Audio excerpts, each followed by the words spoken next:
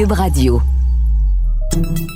Salut, c'est Charles Dran avec l'équipe dans 5 minutes. On s'intéresse aux sciences, à l'histoire et à l'actualité. Aujourd'hui, on parle de jeux.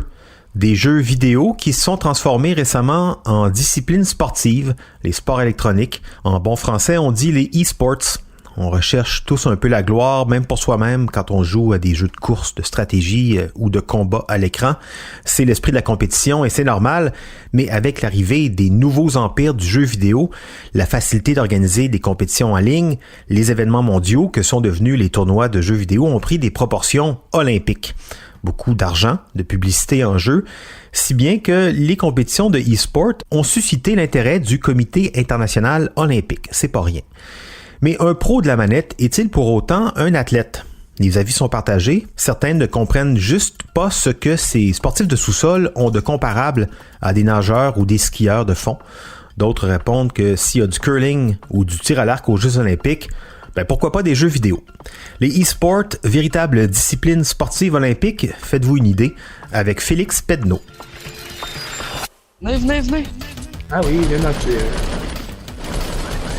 Non, on va pas tuer! Même s'ils ont l'air amorphes de prime abord, beaucoup de gamers pratiquent en fait ce qu'on appelle les sports électroniques, soit la pratique compétitive des jeux vidéo. Tu fais du shot, mais... Les gars, vite, j'ai besoin d'aide, je vais mourir. Oh shit, il est vraiment là en plus. À un certain niveau de talent, comme au hockey, les joueurs de certains jeux vidéo très populaires peuvent se retrouver à jouer dans des stades immenses pour des sommes de plusieurs millions de dollars. Et ça vient avec tout l'appareil qu'on peut imaginer pour les sports. Donc un entraîneur, un contrat de jeu pour plusieurs années, des entrevues avec des journalistes, des commandites et même le classique, des signatures d'autographes.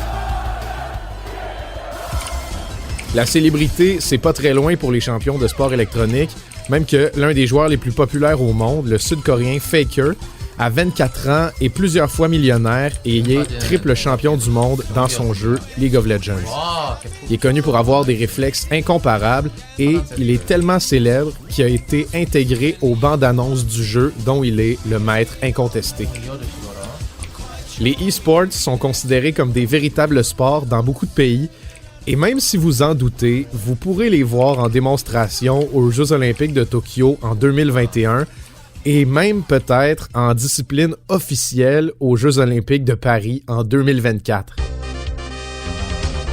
Les Olympiques de Tokyo, qui ont été repoussés de 2020 à 2021 à cause de la pandémie, ont d'ailleurs déjà choisi les 2 disciplines de sport électronique qui vont être présentées en marge des compétitions officielles.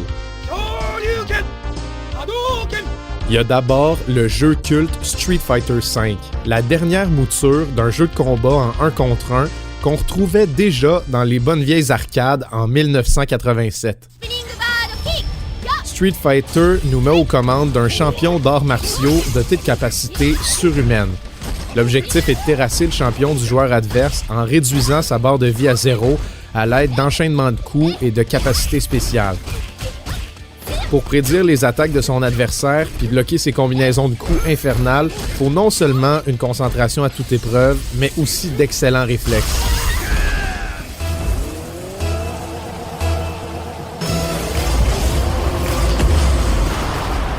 Rocket League, le second jeu présenté aux Olympiques de 2021, saura sans doute soulever les passions des amateurs de sport.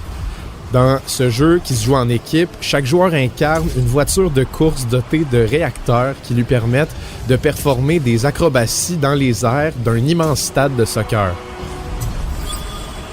Les bolides doivent se passer un énorme ballon et marquer dans le but de l'équipe adverse, donc exactement comme au soccer. Rocket League laisse donc place à beaucoup de concentration et de créativité, et c'est même pas rare de voir des joueurs accomplir des prouesses d'acrobatie pour marquer un but décisif.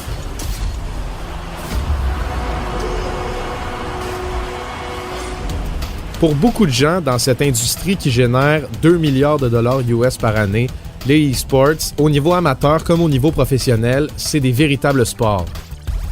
Dans une étude québécoise parue en 2019 par la Chaire de recherche du Canada en technologie de l'information et de la communication en éducation, on apprend que les cyberathlètes, c'est comme ça qu'on appelle les pros du sport électronique, peuvent courir de 5 à 9 km en 1 heure avec la souris de leur ordinateur. Tout ça seulement avec des coups de poignet. Et même s'ils bougent pas, les joueurs de e-sports sont extrêmement concentrés. Sur le jeu StarCraft 2 par exemple, qui est la discipline la plus populaire en Corée du Sud, les statistiques montrent que les meilleurs joueurs peuvent entreprendre environ 300 actions par minute, et ce, durant des parties qui peuvent s'étendre sur 45 minutes. Pas surprenant que le plus grand danger qui guette les joueurs de l'industrie, ce soit le syndrome du canal carpien, une blessure du poignet qui force plusieurs joueurs à prendre leur retraite parce que leurs réflexes sont tout simplement plus au rendez-vous. Pour préserver les réflexes et la concentration des cyberathlètes, les équipes de e-sports engagent des physiothérapeutes, des kinésiologues et des nutritionnistes.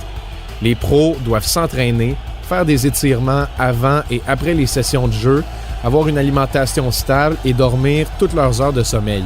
Bref, ils doivent se comporter comme des vrais athlètes.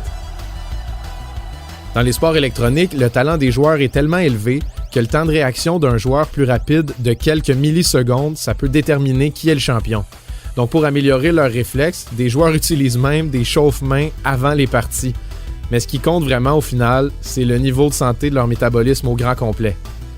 Les cyberathlètes font en moyenne plus d'activité physique que des champions de golf ou de tir à l'arc, deux disciplines qui ont déjà leur place aux Jeux olympiques. C'est donc tentant de croire que même si les cyberathlètes restent bien assis quand ils performent, ils pratiquent tout de même quelque chose qui se rapproche grandement d'une discipline sportive. Bon, ça veut pas dire que Kevin, qui joue à Counter-Strike dans le salon, est en train de pratiquer un sport. Mais vous pouvez toujours lui dire que s'il en faisait, qu'il dormait 8 heures par nuit puis qu'il finissait toute son assiette, il serait bien meilleur au jeu qu'il l'omnubile le temps. Ouais, pour être meilleur avec ses manettes, il faut être en bonne santé. Pour ma part, je reste très perplexe sur l'arrivée des e-sports aux Jeux olympiques. Tant qu'à ça, pourquoi pas des tournois de pichenottes?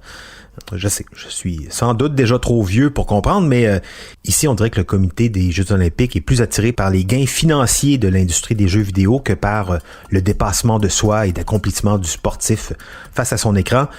Vu tous les types de jeux disponibles en plus, pourquoi ne pas en faire un événement à part complètement, les jeux du e-sport? Ce sera peut-être l'occasion d'en reparler. Merci Félix Pedneau. C'était en 5 minutes.